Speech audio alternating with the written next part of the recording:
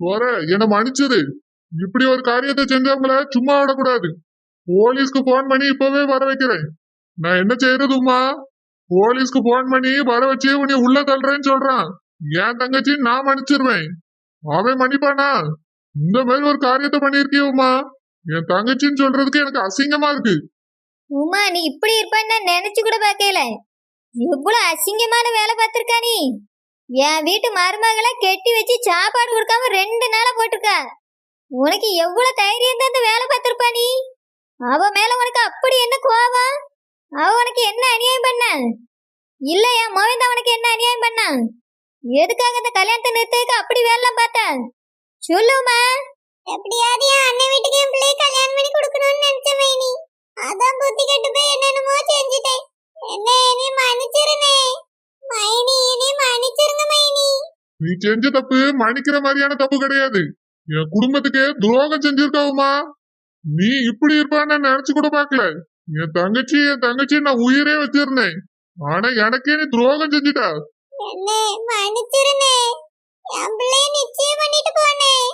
என்னது நிச்சயம் பண்ணணுமா? எப்படித்த உங்களால மட்டும் இப்படி எல்லாம் கேட்க முடியுது? உங்க அண்ணி உங்க வீட்டுல உங்களை நம்பிதானே வந்திருந்தாங்க. உங்களுக்கு 2 நாள் சாப்பாடு கொடுக்காம கட்டி வச்சிருக்கீங்க.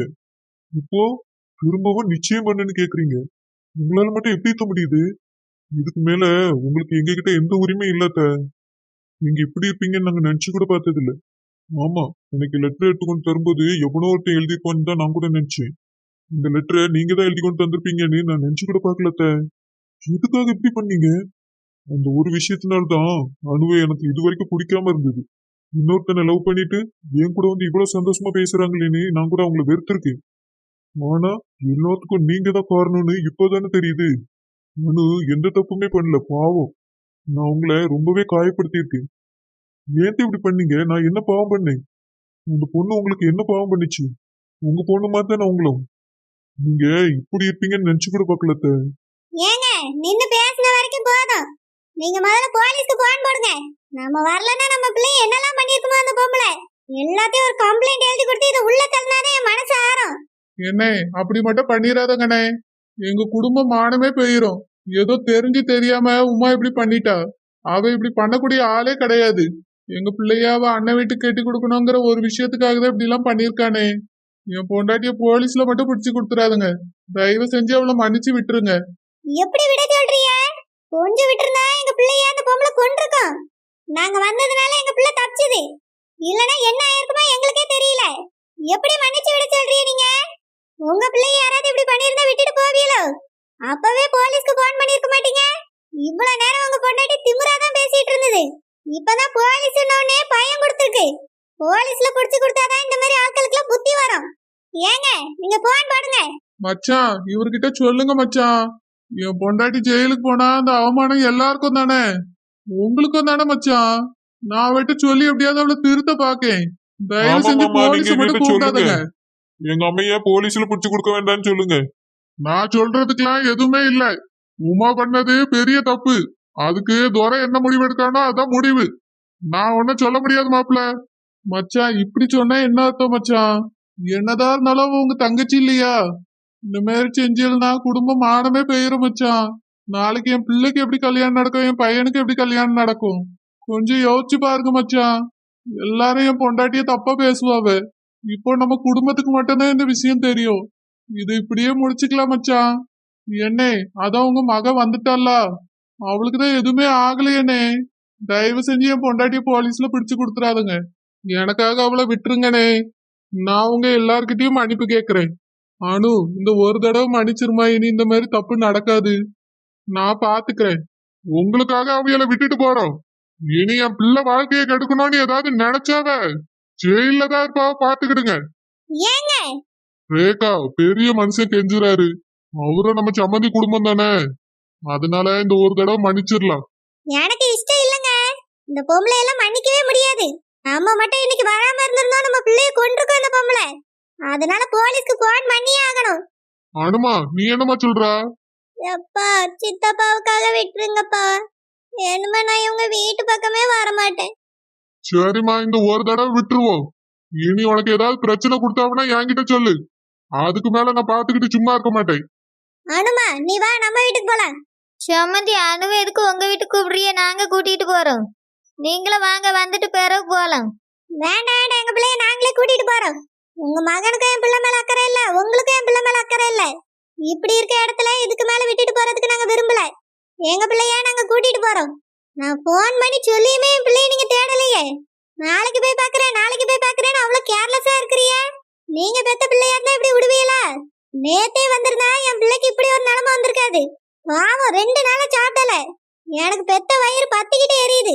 என்ன பிரச்சனை மாப்பிள்ளைக்கு என் மகளுக்கும்? எதுக்கு அவர் வீட்டை விட்டு துரத்தி விட்டாரு? எத்தனை தடவை தான் என் பிள்ளைய இப்படி விரட்டி விரட்டி அடிப்பிய? உங்க வீட்டுல இருக்க முடியாம தான் அவ இங்க வந்து இருந்திருக்கா. இங்க என்னடானா இந்த பொம்பளை இவ்வளவு கொல்ல பார்த்திருக்கு. சம்மந்தி எல்லா பிரச்சனைக்கும் ஒரு முடிவு வந்துட்டு. இந்த உமா பண்ண விஷயத்தினாலதான் என் மகன் இவ்வளவு நாள் கோவத்துல இருந்திருக்கான். இப்பதான் எல்லா உண்மையும் தெரிஞ்சிட்டுல என்ன அப்படிலாம் நடத்த மாட்டாவல. அவனே என்ன அவன் பொண்டாட்டியை நல்லா பாத்துக்கிடுவான். அவனை நம்பி அனுப்பி விடுங்க. நீங்க வருத்தப்படாங்க சம்மந்தி, நாங்களும் இருக்கோம், பாத்துக்கிடுவோம். நீங்க இதே தான் இதுக்கு முன்னாடியே சொன்னீங்க, பாத்துக்கிடுவானே. அன்னைக்கு என் வீட்ல இருந்து கூட்டிட்டு போகும்போது இதே மாதிரி தான் சொன்னீங்க. இல்ல ஒரு வாரமா உங்க வீட்ல எல்லாம் என்கிட்ட சொன்னீங்களோ? அம்மா நான் தான் சொல்ல வேண்டாம்னு சொன்னேன். இது தெரிஞ்சா நீயும் அப்பாவும் வருத்தப்படுவியன்னு தான் சொல்ல வேண்டாம்னு சொன்னேன். வருத்தப்படுவோன்னு சொல்ல வேண்டாம்னு சொன்னியா? அதனால இப்ப என்னெல்லாம் ஆயிருக்குன்னு பாத்தியா? உன்னைய மட்டும் இன்னைக்கு தேடலனா கொண்டிருக்கோம் அந்த பொம்பளை. நாங்க தான் பிள்ளை இல்லாம வேதனைப்பட்டு போய் நின்று இருக்கணும்.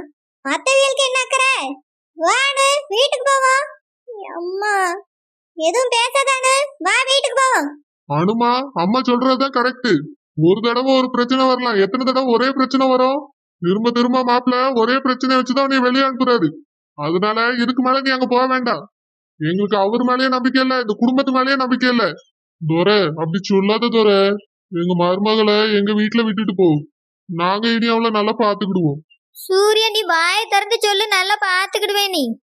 அங்கிள் நான் நல்லா பாத்துக்கிறேன், எங்க வீட்டுல விட்டுட்டு போங்க. நீங்க பார்த்த அழக நாங்க பாத்துட்டோம் தம்பி. எங்க பிள்ளைக்கு புருஷன் இல்லைனாலும் பரவாயில்ல, அவ உயிரோட இருந்தாலே எங்களுக்கு போதும்.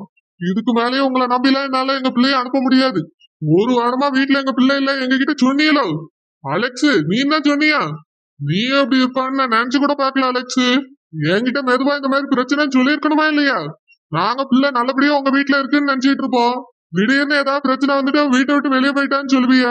நாங்க தேடின பிறகுதான் எங்க பிள்ளை எங்களுக்கு கிடைக்கும். இப்படியே பயந்து பயந்து எவ்வளவு நாள் தான் வாழ்றது? அதனால இதுக்கு மேல எங்க பிள்ளைய உங்களை நம்பி விட்டுட்டு போறதுக்கு எனக்கு இஷ்டம் இல்ல. நாங்க கூட்டிட்டு போறோம். எப்பா என்னப்பா இது சின்ன சிச்சுங்களை பிரிச்சு வைக்கணும்னு சொல்றீங்க? அவங்கள வாழ விடுங்கப்பா. ஏதோ என் பேராண்டி இத்தனை நாளா புரிஞ்சுக்காம இருந்துட்டான். இப்ப அவனே மனசு மாத்தால, நீங்க இப்படி பண்ணா என்ன அர்த்தம்? வாழ வேண்டிய பசங்களை பிரிச்சிடாதீங்க. இப்படிதான் முதலையும் சொல்லி வீட்டுல வந்து கூட்டிட்டு போயிருக்காரு. அதுக்கு பிறகு என்ன நடந்துச்சு? என் பிள்ளைய திரும்பவும் வீட்டுல இருக்க விடாம விரட்டி இருக்காரு. நம்பி போன இடத்துல இந்த பொம்பளை கொல்ல பார்த்திருக்கு. இதுக்கு மேல யாரு நம்பி எங்களை அனுப்ப சொல்றீங்க? யாரையுமே நம்ப முடியாது. நான் என் ஃப்ரெண்டு என் பிள்ளைய நல்லா பாத்துக்கிடுவானு அவனை நம்பி என் பிள்ளைய கட்டி கொடுத்தேன். ஆனா பிள்ளையில வளர்த்துருக்கதே சரியில்லையே. பெட்டின பொண்டாட்டிய ஒழுங்கா வச்சு வாழ்றதுக்கு முடியல அவனால. அவனெல்லாம் நம்பி நீ என் பிள்ளைய அனுப்ப முடியாது. அனுமா, காலம் முழுக்க எங்க பிள்ளையாவே நீ எங்க வீட்டுல இருந்துரு. வாமா வீட்டுக்கு போவோம். இதுக்கு மேல நீ யார் யாரும் கொடுமைப்படுத்துறத எங்களால பாத்துட்டு இருக்க முடியாது.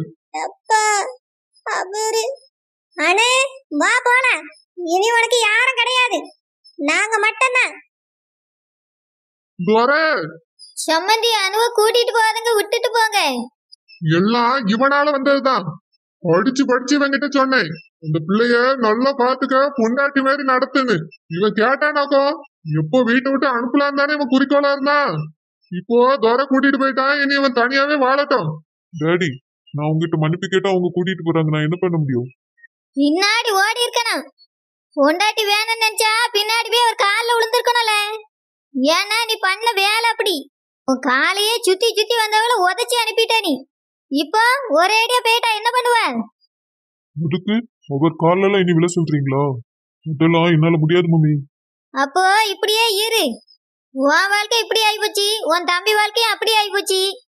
எங்களுக்கு இதை பார்த்து பார்த்து ரொம்ப சந்தோஷமா இருக்கு. ஏங்க நம்ம போவோம் வாங்க. இதுக்கு மேல எனக்கு தங்கச்சி இருக்கான்னு இந்த வீட்டு பக்கம் வரணும்னு மட்டும் நினைச்சு வந்துடாதுங்க. உங்க தங்கச்சி பண்ண வேலையெல்லாம் ரொம்ப சந்தோஷமா இருக்கு. வாங்க போவோம். அத்தை அத்தை, என்ன சின்ராசு தனியா வந்திருக்க அந்த பிள்ளைங்க? மதர் சாரு குட்டி வீட்டுக்கு வரலையா? என்ன சின்ராசு இப்படி கேக்கா? நீ தான அவளை கூட்டிட்டு போன? மாப்பா என்ன அது ஒண்ணும் இல்லத்த. என் சார் குட்டி எனக்கு ஒரு டெஸ்ட் வச்சா, அதுல ஜஸ்ட் மிஸ்ல நான் ஃபெயில் ஆயிட்டேன். மாப்ள என்ன சொல்றீங்க மாப்ள? அப்படி என்ன டெஸ்ட் வச்சிட்டா உங்களுக்கு? என்னத்துல ஜஸ்ட் மிஸ் ஆயிட்டியே? சார் குட்டியும் அந்த கொத்தவரங்காவும் என் பைக் எடுத்துட்டு போயிட்டாங்கத்த. என்னது அவிய ரெண்டு பேரும் பைக் எடுத்துட்டு போயிட்டாங்களா? எஸ் மதர், அவங்க 2 பேரும் பைக் எடுத்துட்டு போயிட்டாங்க. என்னைய அவங்கள ஃபாலோ பண்ணிட்டு ஓடி வர சொன்னாங்க. ஆனா என்னால ஃபாலோ பண்ண முடியல மதர். என்னல சொல்லியா? புரியுற மாதிரி சொல்லு. நான் அவங்க பைக்கை விட வேகமா ஓடி அவங்க பைக்கை ஸ்டாப் பண்ணணும்னு சொன்னாங்க மதர். அதுதான் எனக்கு அவங்க வச்ச டெஸ்ட். அதுல நான் தோத்துட்டேன் மதர், தோத்துட்டேன். மைனி என்ன இதெல்லாம்? என் மகன் கூட வெளிய போனவனு உங்க மகன் ஆசைப்பட்டானே அனுப்பி விட்டேன். இப்படி பண்ணிருக்காங்க என்ன மைனி இது? மதர், சார் குட்டியை குறை சொல்லாதீங்க. என்னாலதான் ஓட முடியல. மாய் மூடல. ஓடுற வண்டி எப்படி பிடிக்க முடியும்? இதுக்கு எதுக்கு நீ ஒத்துக்கிட்டா? நீ வண்டியை ஓட்டிட்டு போயிட்டு அவளை பிடிக்க சொல்ல வேண்டியதானே? அது சார் குட்டி வச்ச டெஸ்ட் மதர். என்னால தட்ட முடியல. அந்த கொத்தோரங்க மட்டும் இதை சொல்லியிருந்தானா அவளை வண்டிக்கு பின்னாடி ஓட விட்டுருப்பேன். மாப்பிள்ள என்னாச்சு மாப்பிள்ள? ஒன்னும் இல்ல மாமா, சார் குட்டி எனக்கு வச்ச டெஸ்ட்ல நான் தோத்துட்டேன். என்ன மாப்பிள்ள நீங்க நீங்க என்ன 2ஆம் கிளாஸ் பையனா? உங்களுக்கு அவ டெஸ்ட் வைக்கிறதுக்கு என்னாச்சு மாப்பிள்ள? சர்ஜப்ல தான் மாப்ள கூட வெளிய போணும்னு சொன்னா. அதான் நானும் உங்க தங்கச்சியும் சேர்ந்து அனுப்பி விட்டோம். பார்த்தா இவங்க ரெண்டு பேரும் பைக்ல போயிட்டு மாப்ள பின்னாடி ஓடி வந்து பிடிக்க சொன்னாவலாம். மாப்ள பிடிக்க முடியாம தோத்து போய் வந்துட்டேன்னு சொல்லியாரு. சரி பிடிக்க முடியலன்னா வர வேண்டியதானே? அது ரெண்டு பேரும் எங்க போனாவ? எவ்வளவு நேரம் ஆச்சு ரெண்டு பேரும் போய்? இவ்வளவு நேரமா வீட்டுக்கு வரலன்னா என்ன அர்த்தம்? என் பிள்ளை பேரை சொல்லிட்டு அவங்க ரெண்டு பேரும் எங்கேயோ போய் ஊர் சுத்த போயிருக்காவ. ஏமா அப்படிலாம் இருக்காது. மாப்ள கூட ரெண்டு பேரும் ஏதோ சும்மா விளையாடி இருக்காவ. ரெண்டு பேரும் இப்போ வந்துருவாங்க, கொஞ்சம் பொறுமையா இரு. ஓய் எவ்வளவு நேரம் ஆச்சு என்ன வீட்டு பக்கம் வரல? என் பிள்ளை பேரை சொல்லிட்டு அவங்க ரெண்டு பேரும் எங்கேயோ போய் ஊர் சுத்த போயிருக்காவ. இதெல்லாம் நல்லா இல்ல மைனி. நான் கூட என் பிள்ளை கூட போக ஏதோ ஆசைப்பட்டான்னு நினைச்சு அனுப்பி விட்டேன். இந்த மாதிரியே ஒரு வேலை பாப்பா? மதர், சார் குட்டி அப்படி பேசாதீங்க. எல்லாத்துக்கும் அந்த கொத்தோரங்க தான் காரணம். இவ்வளவு நேரம் பைக்ல ஏறி போயிருக்கா? ரெண்டு பேரும் தான் காரணம். முனியம்மா என் மோ ஒரு பொம்பளை பிள்ளை கூட தானே போயிருக்கா, எடுத்துட்டு போ அப்படியே. இல்ல மைனி என் மகன் பின்னாடி போறாளேன்னு நான் சந்தோஷப்பட்டுட்டு இருந்தேன். அவ என்னடானா அவளை கூட்டிட்டு போயிருக்கா. என் பிள்ளைய தெரு தெருவா ஓட விட்டுருக்கா. அதான் கஷ்டமா இருக்கு மைனி. சரி சரி இன்னைக்கு வரட்டும், என்ன ஏதுன்னு கேட்டுவோம். அன்னபூர்ணி, நீ எதுக்கு சரோஜா பிள்ளைய வெளியே அனுப்புனா? நான் உங்ககிட்ட சொல்லியிருக்கேன்ல, கல்யாணம் முடிகிற வரைக்கும் பிள்ளைய எங்கேயுமே வெளியே அனுப்ப வேண்டான்னு. என்கிட்ட ஒரு வார்த்தை கூட கேட்காம நீ எப்படி வெளியே அனுப்புனா என்ன அர்த்தம் அன்னபூர்ணி? என்ன மைனி வேண்டாம் தானே சொன்னாவ? நான் தான் என் மகன் கூட தானே போறா, சரி போட்டோன்னு அனுப்பி விட்டேன். ஆனா அவ என்னடானா இப்படி பண்ணிருக்கா. வரட்டனே கேப்போம். அனுப்பியே விட்டுருக்க கூடாதுமா.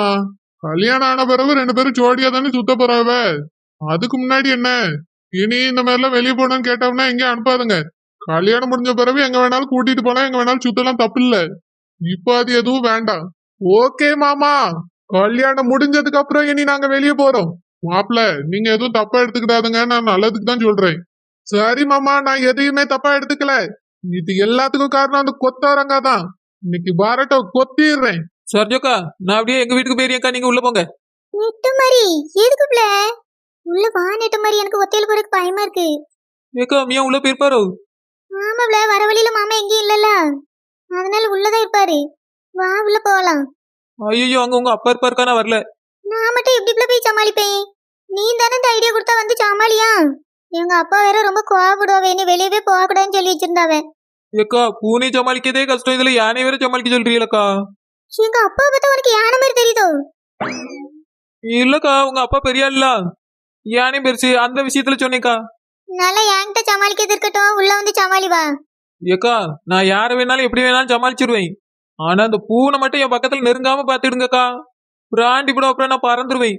சரி பிள்ளை, மாமா நான் சமாளிச்சுக்கிட்டே வா.